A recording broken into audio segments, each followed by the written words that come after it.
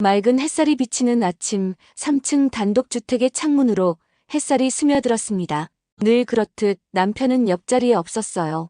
자리에서 일어나 거울을 바라보니 지쳐 보이는 제 모습이 보였습니다. 11살과 9살 아이들의 도시락을 꾸리고 식탁을 차리고 어머님이 일어나시기 전에 모든 것을 완벽하게 준비해야 했습니다. 8시 정각, 늘 그렇듯 어머님이 방에서 나오셨습니다.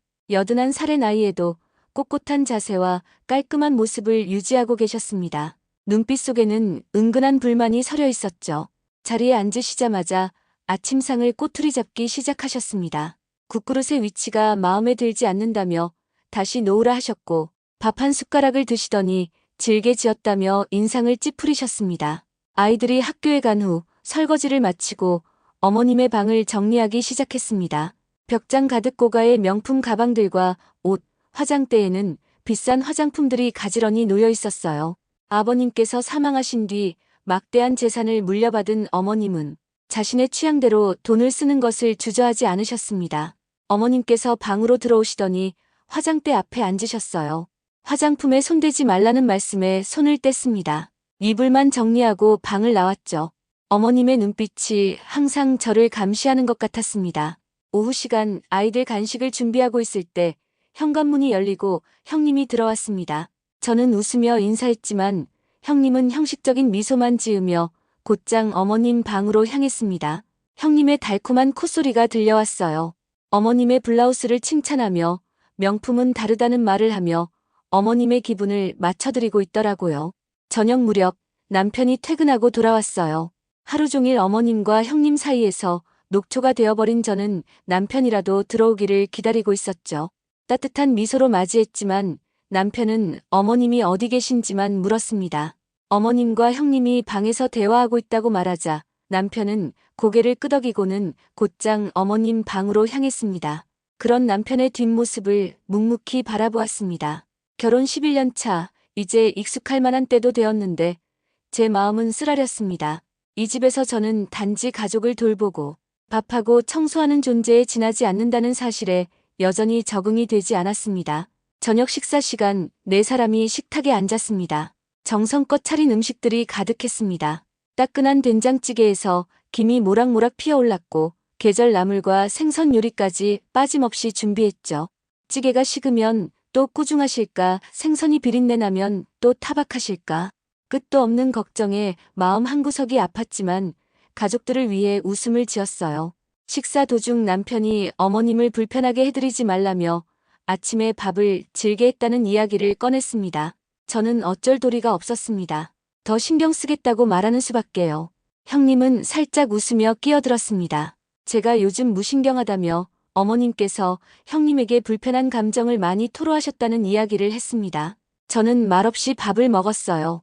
목구멍에서부터 뜨거운 눈물이 차올라 밥을 먹는 건지 억울함을 먹는 건지 분간을 못할 지경이었지만 겉으로는 아무 일도 없는 듯 담담하게 행동했습니다. 눈가에 맺힌 눈물을 꾹 참으며 밥그릇을 들었습니다. 식사가 끝난 후 홀로 설거지를 하며 창밖을 바라봤습니다.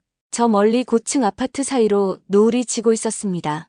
대한민국에 저렇게 많은 아파트가 있는데 나는 왜 집 한 채 없어서 이런 수모를 당하고 사는지, 저 아파트에 사는 여자들은 얼마나 행복할까 생각하니 눈물이 맺혔습니다.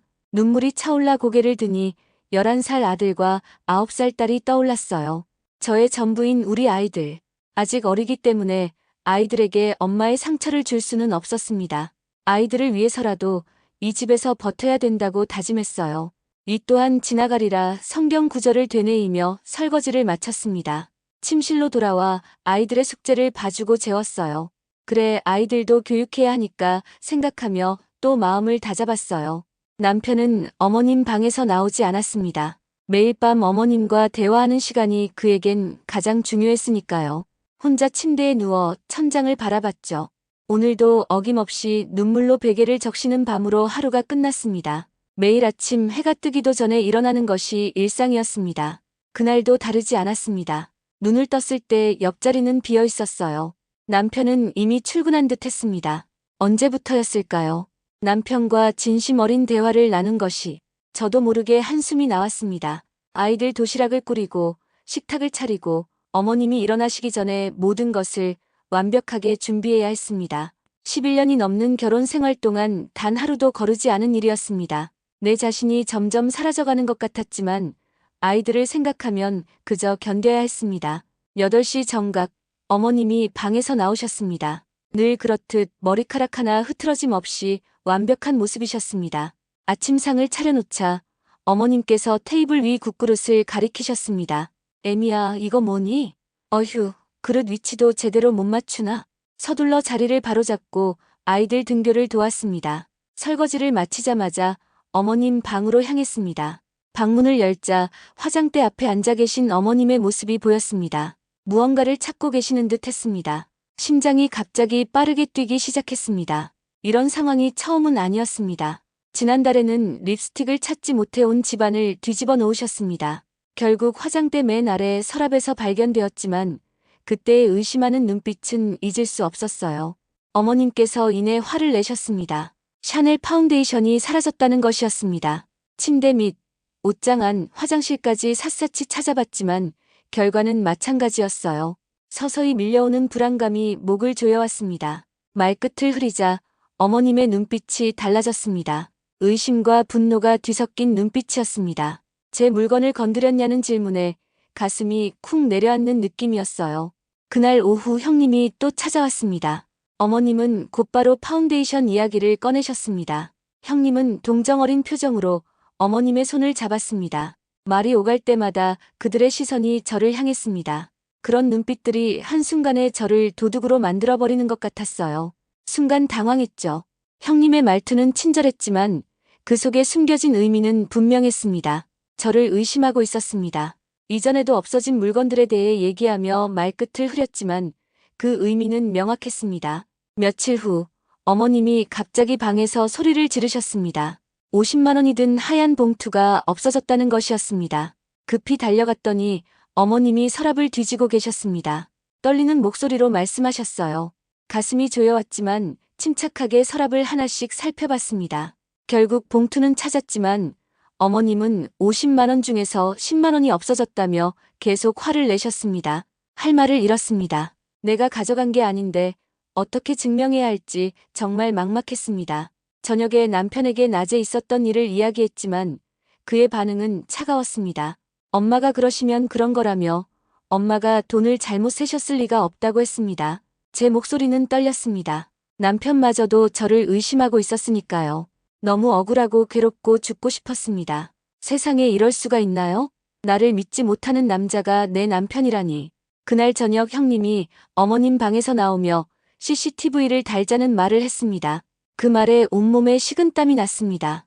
이 집에서 이제 도둑 취급을 받고 있었습니다.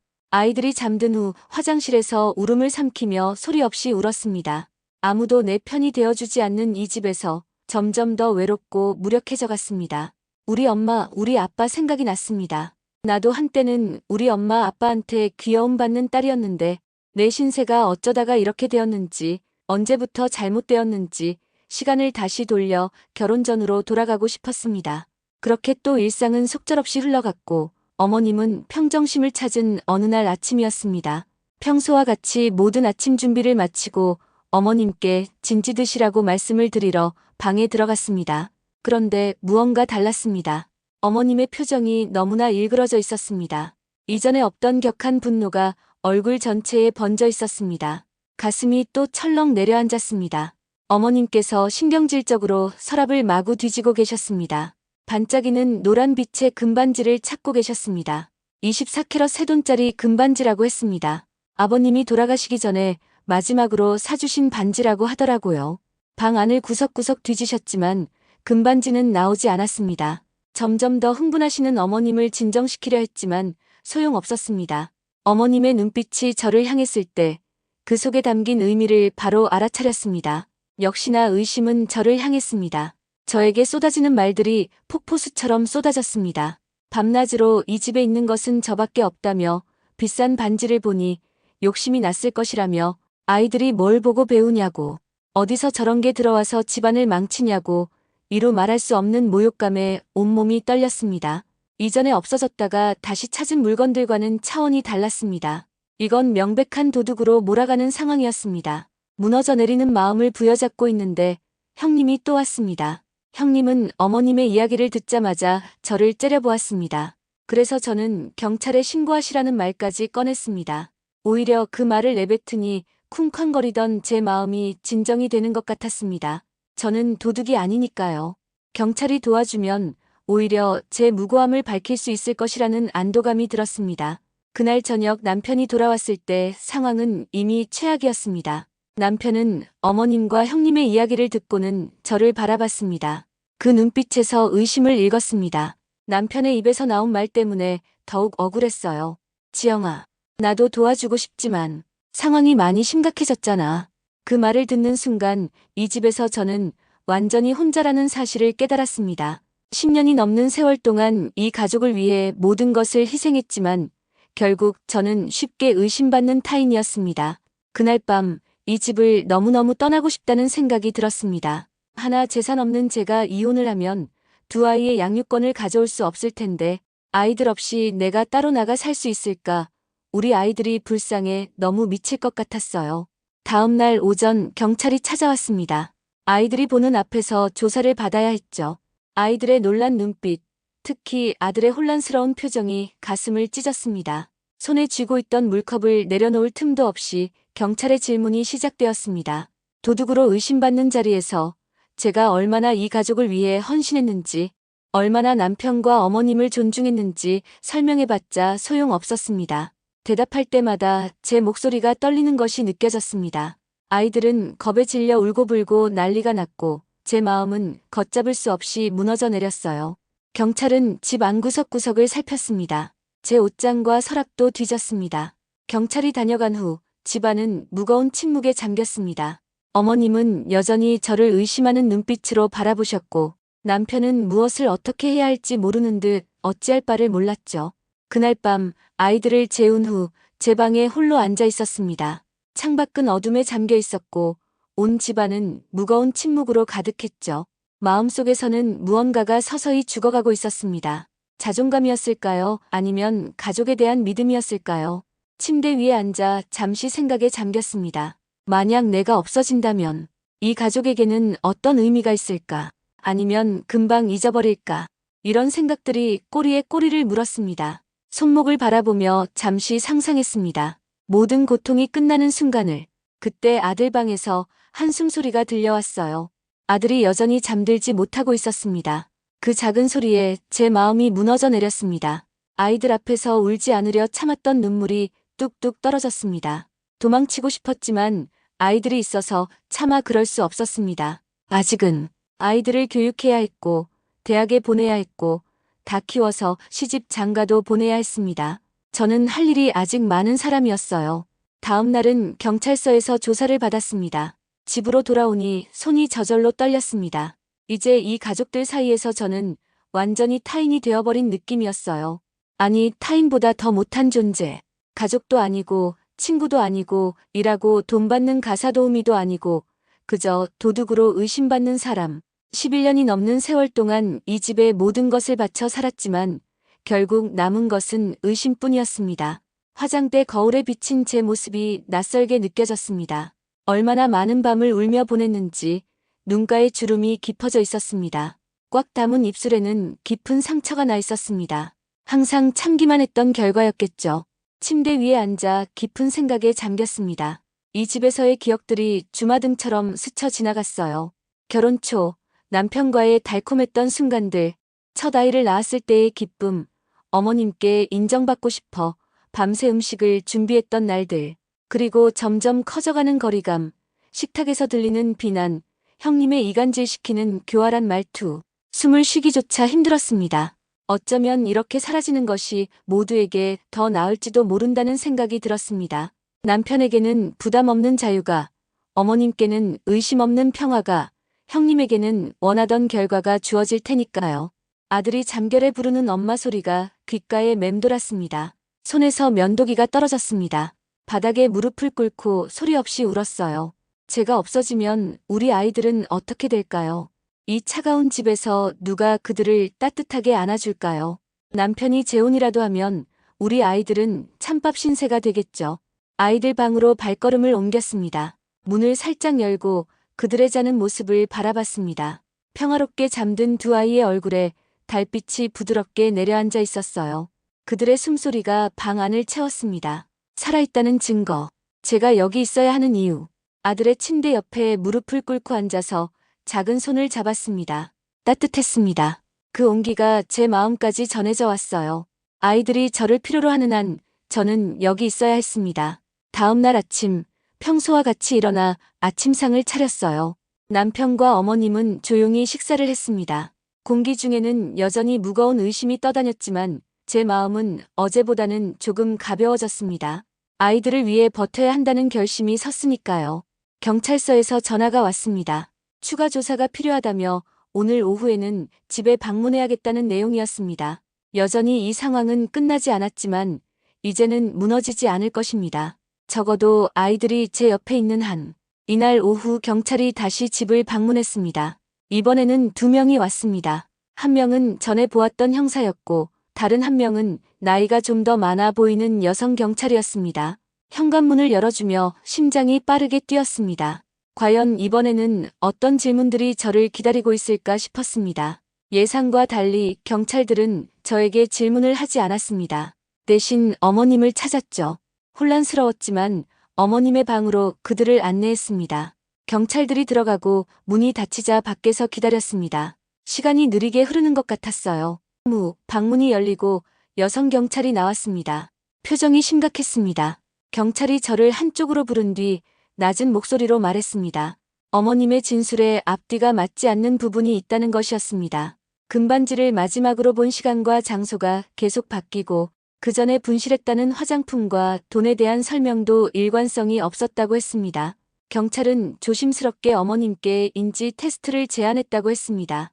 처음에는 어머님이 크게 화를 내셨지만 남편과 형님의 설득으로 결국 동의를 하셨고 동네 의원을 방문하기로 했습니다. 테스트 결과 기억력과 판단력에 문제가 있을 수 있다는 의견이 나왔어요. 대형 병원 정밀 검사를 권유받았다고 하더라고요. 그 말을 듣는 순간 온몸에 전율이 흘렀습니다. 어머님의 행동이 단순한 노년의 예민함이 아닐 수 있다는 생각이 들었어요. 그동안의 의심과 분노, 잊어버린 물건들이 모두 의미를 가지게 된 순간이었습니다. 다음 날 남편이 어머님을 모시고 병원에 갔습니다. 집에 혼자 남아 창밖을 바라보며 많은 생각이 들었어요. 만약 어머님이 정말 기억력에 문제가 있었다면 그동안 제가 겪었던 모든 고통은 무엇을 위한 것이었을까요? 누구도 저를 믿어주지 않았던 그 시간들은. 저녁이 되어 남편과 어머님이 돌아왔습니다. 남편의 표정만 봐도 결과가 좋지 않다는 것을 알 수 있었어요. 어김없이 저는 국을 끓이고 나물을 무치고 고기를 구워서 어머님과 남편의 저녁상을 차렸어요. 식지 않게, 짜지 않게, 그러다고 너무 슴슴하지 않게 신경 쓰느라 모든 에너지를 쏟았습니다. 아이들의 숙제를 봐주고 방에 재운 후 남편이 거실에서 저한테 이야기 좀 하자더군요. 떨리는 목소리로 어머님께서 알츠하이머 초기 진단을 받으셨다고 했습니다. 아직 초기 단계지만 기억 상실과 혼란, 분노 등의 증상이 나타날 수 있다고 했어요.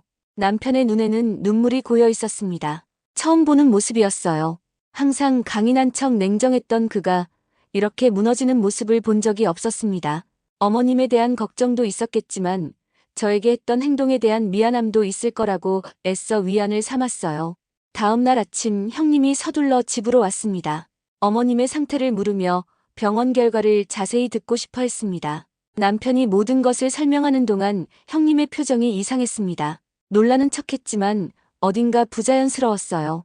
마치 이미 다 알고 있던 소식을 들은 것처럼 보였습니다. 그때 경찰이 다시 방문했습니다. 이번에는 형님을 찾았습니다. 경찰은 어머님의 통장 거래 내역을 조사했다고 했습니다. 최근 몇 개월간 상당한 금액이 형님의 계좌로 입금된 사실을 발견했다는 것이었어요. 이 사실을 듣는 순간 형님의 얼굴이 창백해졌습니다. 경찰이 형님에게 물었어요. 혹시 어머니의 상태를 미리 알고 계셨나요? 왜 진작 말씀하지 않으셨습니까? 가족분들께서 방치할수록 상태는 악화됩니다. 형님은 말을 제대로 잊지 못했습니다. 어머님이 가끔 물건을 잊어버리는 것 같아서 걱정은 했지만 그 정도인 줄은 몰랐다며 얼버무리고 자리를 피하려고 했어요. 그 순간 모든 것이 명확해졌습니다. 형님은 어머님의 증상을 눈치채고 있었던 거였죠. 그리고 그것을 이용해 어머님의 재산을 차지하려 했던 것입니다. 저를 도둑으로 몰아감으로써 어머님의 신뢰를 더 얻고 저와 남편 사이에 갈등을 일으켜 상속에서 유리한 위치를 점하려 했던 것이었습니다. 그날 밤 집안은 무거운 침묵에 잠겼습니다. 남편은 어머님의 방에서 나오지 않았고 형님은 서둘러 집을 나갔습니다. 저는 창가에 앉아 하늘을 바라봤어요. 오늘도 평소와 다름없이 별들이 조용히 빛나고 있었습니다. 제 가슴은 이미 멍이 들 대로 들었고 억울함에 내장이 다 타들어갈 지경이었지만 최소한의 진실이 드러났다는 사실에 그나마 위안을 얻었습니다. 어머님이 알츠하이머 진단을 받으시고 형님이 어머님의 재산을 빼돌리고 있었다는 사실이 밝혀진 후 우리 가족은 전보다 더 바빠졌습니다. 저는 어머님의 병세가 더욱 악화되지 않도록 식단에 더욱 신경을 써야 했고 남편은 어머님을 병원에 모시고 다니느라 바빴습니다. 대신 형님은 자취를 감추었죠. 더 이상 빼가기 힘들다고 판단한 형님은 병든 어머니는 돌보고 싶지 않았던 거예요. 한참이 지난 후 형님이 다시 집을 찾아왔습니다. 경찰 조사가 마무리되었다는 소식을 전하러 왔다고 했습니다. 거실에서 마주쳤을 때 형님의 표정은 평소와 달리 어색했습니다. 제 눈을 제대로 마주치지 못했어요. 알 수 없는 용기가 솟아올랐습니다. 그 긴 세월 동안 참아왔던 말들이 가슴속에서 끌어올랐습니다. 형님, 어머니 상태 아셨죠? 형님은 놀란 듯 저를 바라봤습니다. 그리고 곧 무표정한 얼굴로 돌아갔습니다. 침묵이 이어졌습니다. 왜 아무 말도 안 하셨어요? 왜 저만 도둑으로 몰았어요? 경찰이 알려줬어요. 형님 계좌로 어머니 돈이 여러 번 들어갔다고. 형님의 얼굴이 순간 일그러졌습니다. 그리고는 갑자기 폭발했습니다. 엄마 재산 다 네가 가질까봐 그랬어. 넌 우리 가족이 아니잖아. 피 한 방울 안 섞인 남이라고. 그렇죠. 저는 언제나 그랬듯 가족이 아니었죠. 부들부들 떨렸지만 더 이상 참을 수 없었어요. 근데 왜 어머님 밥은 제가 다 했죠? 왜 어머님 돌봄은 제가 다 했죠? 1년 365일 빠짐없이 열이 펄펄 나서 아픈 날에도 한 번 저에 대해서 생각해준 사람 있나요? 모든 집안일을 욕먹으면서도 다 했는데 제 목소리가 떨렸습니다. 눈물이 뺨을 타고 흘러내렸어요. 11년 동안 참아왔던 모든 감정이 터져나왔습니다. 두 손으로 얼굴을 가렸지만 눈물은 멈추지 않았습니다. 그 순간 어머님의 방문이 열리고 남편이 나왔어요. 우리의 대화를 들었는지 표정이 어두웠습니다. 형님을 바라보는 남편의 눈빛은 처음 보는 것이었습니다. 분노와 실망감이 가득했죠. 누나, 어떻게 그럴 수 있어? 엄마가 아프다는 걸 알면서 지영이를 그렇게 몰아넣다니. 남편은 천천히 제 옆으로 다가왔습니다. 그리고 조심스럽게 제 어깨에 손을 얹었습니다. 오랜만에 느껴보는 온기였습니다. 그 온기에 더 많은 눈물이 쏟아졌어요. 형님은 더 이상 할 말이 없다는 듯 집을 나갔습니다. 현관문이 쾅 닫히는 소리가 들렸고 거실에는 남편과 저만 남았습니다. 오랜 침묵 끝에 남편이 입을 열었습니다. 미안해. 정말 미안해. 그의 목소리도 떨리고 있었어요. 고개를 들어 남편을 바라봤습니다. 그의 눈에도 눈물이 고여 있었죠. 자기가 제일 나쁜 놈이었다고 반성하며 남편은 무릎을 꿇고 앉아서 저의 손을 잡았어요. 그러나 저는 남편의 손길을 뿌리쳤습니다. 너무 늦었다는 생각이 들었습니다. 한 해 한 해 파내려간 상처의 깊이는 하루아침에 치유될 수 없었습니다. 나를 도둑으로 의심했을 때 내 마음은 이미 죽었다고 소리치며 방으로 들어갔습니다. 창밖을 바라보니 하늘은 여전히 그 자리에 있었고 구름은 천천히 흘러가고 있었어요. 이렇게 세상은 변함없이 돌아가고 있었지만 제 안에서는 무언가가 크게 바뀌었습니다. 그날 밤 아이들을 재운 후 거울 앞에 섰습니다. 오랜만에 제 모습을 자세히 바라봤어요. 눈가의 주름, 지친 표정, 그러나 눈빛은 달라져 있었습니다. 더 이상 두려움이나 슬픔만 있지 않았어요. 그곳에는 이제 작은 결단의 빛이 있었습니다. 침대에 누워 천장을 바라봤습니다. 간만에 눈물 없이 잠자리에 들었습니다. 무언가가 끝나고 새로운 것이 시작된다는 느낌이 들었죠. 그것이 무엇인지는 아직 알 수 없었지만 변화는 이미 시작되었어요. 어머님의 알츠하이머 진단 이후 집의 분위기는 완전히 달라졌습니다. 매일 아침 시간을 알리던 어머님의 목소리는 들리지 않았고 꼿꼿하던 모습도 사그러들었습니다. 대신 종종 방에서 혼잣말을 하는 소리가 들려오고 어제 있었던 일을 오늘 아침이면 기억하지 못하셨고 가끔은 저를 전혀 다른 사람으로 부르기도 했습니다.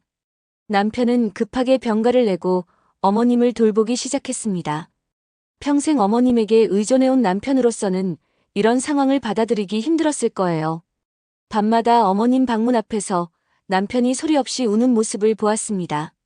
저런 효자가 있을까 안타깝고 슬펐지만 제 마음에는 여전히 거리감이 느껴졌습니다.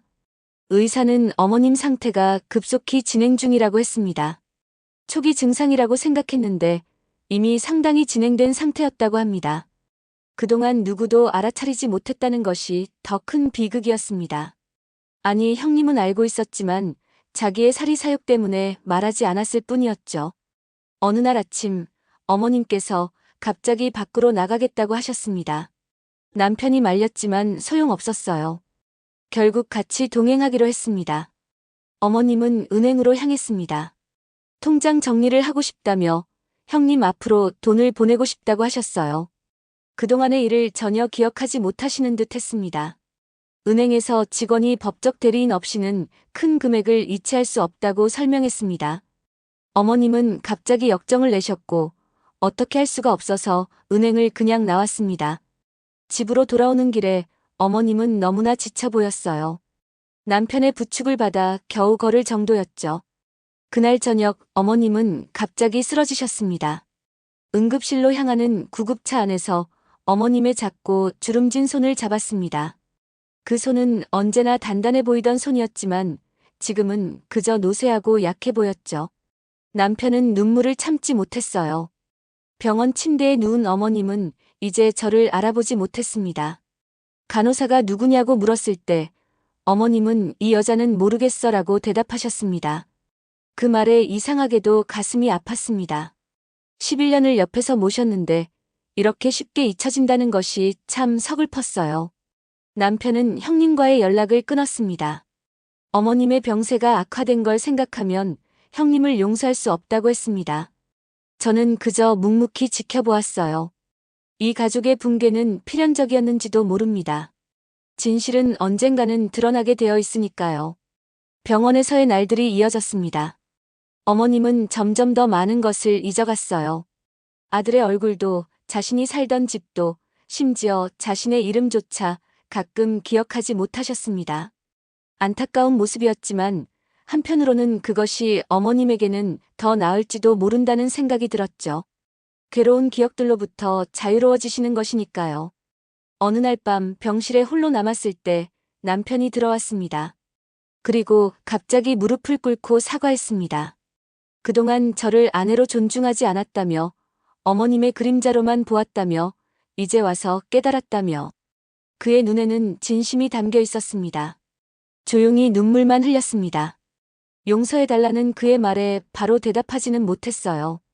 아마도 시간이 필요할 것 같았습니다.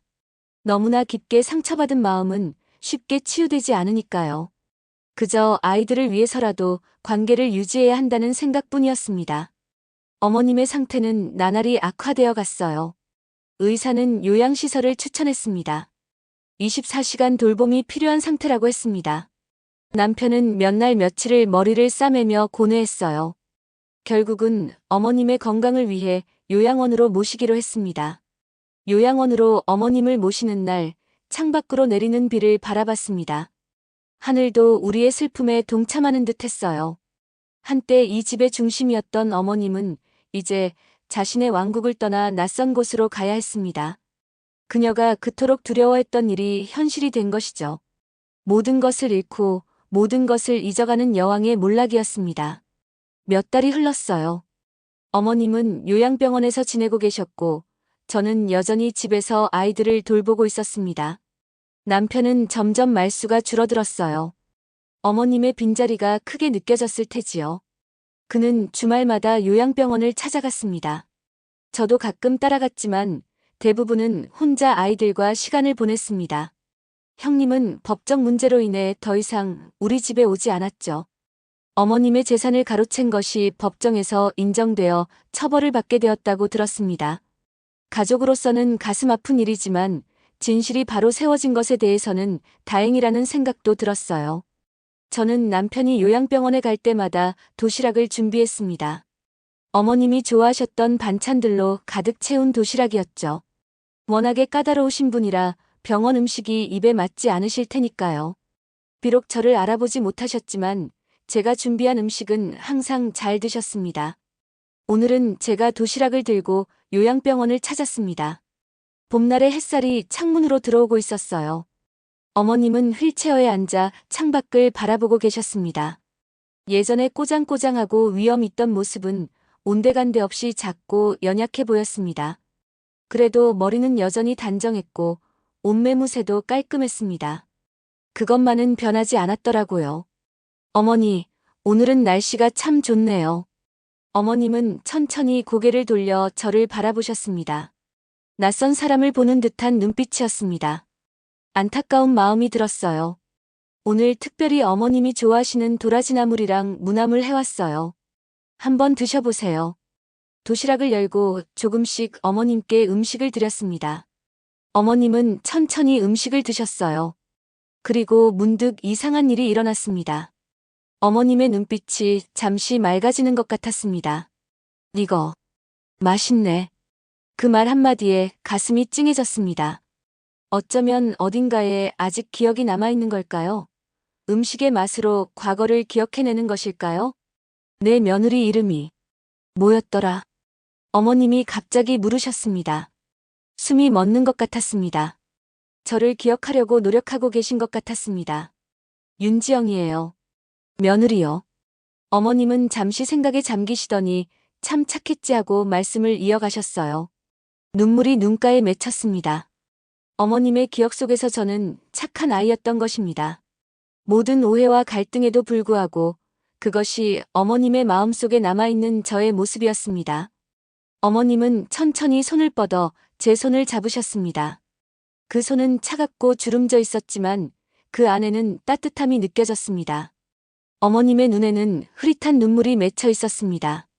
말은 없었지만 그 눈빛에서 많은 것을 읽을 수 있었습니다. 사과, 후회, 그리고 어쩌면 감사함까지. 함께 창밖을 바라봤습니다. 봄바람에 벚꽃잎이 하늘거리고 있었습니다.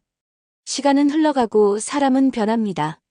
그러나 그 속에서도 변하지 않는 것들이 있습니다. 가족의 의미, 용서의 가치, 그리고 진실의 힘 같은 것들이요. 집으로 돌아오는 길 마음이 이상하게 가벼웠습니다. 오랜 시간 가슴을 짓눌렀던 무거운 돌덩이가 조금은 녹아내린 것 같았습니다. 완전한 용서와 화해까지는 아직 멀었지만 작은 걸음을 내디딘 기분이었습니다. 현관문을 열자 아이들이 반갑게 달려왔습니다. 그들의 미소에서 희망을 봤습니다. 이 아이들이 자라면서 우리 가족의 실수를 반복하지 않기를, 서로를 진심으로 존중하고 사랑하기를 바랐습니다. 주방으로 들어가 저녁 식사 준비를 시작했습니다. 테이블을 차리며 생각했습니다. 이 식탁은 단순한 나무판이 아니라 우리 삶의 중심이었습니다. 여기서 우리는 함께 먹고 웃고 눈물을 흘렸습니다. 이 식탁 위에서 진실이 가려졌다가 다시 모습을 드러냈습니다. 이제 이 식탁 위에는 의심과 비난이 아닌 진실과 결백이 놓여 있습니다. 결백의 식탁. 비록 완전한 행복은 아닐지라도 적어도 이제는 거짓 없는 식탁이 되었습니다. 남편이 퇴근하고 돌아왔습니다. 그의 눈에는 여전히 슬픔이 남아 있었지만 조금씩 나아지고 있었어요. 우리는 아직 많은 이야기를 나누지 못했지만 서로를 이해하려는 작은 노력들이 시작되었습니다. 식사를 하며 아이들의 학교 이야기를 들었습니다. 평범한 일상의 소소한 행복이 얼마나 소중한지 새삼 느꼈습니다. 사라진 것은 물건이 아니라 믿음이었습니다. 그리고 이제 그 믿음을 하나씩 다시 쌓아가고 있습니다. 창밖으로 어둠이 내렸어요. 하루가 끝나고 새로운 하루가 시작되려 합니다. 그리고 삶은 계속됩니다. 어제의 상처를 안고 오늘의 작은 기쁨을 누리며 내일의 희망을 품고서. 오늘의 이야기 어떠셨나요? 묵직한 마음의 짐을 내려놓고 편안한 시간 보내는 하루 되시길 바랍니다. 좋아요와 구독, 알림 설정 꼭 부탁드립니다. 여러분의 댓글은 저에게 정말 큰 힘이 됩니다. 감사합니다.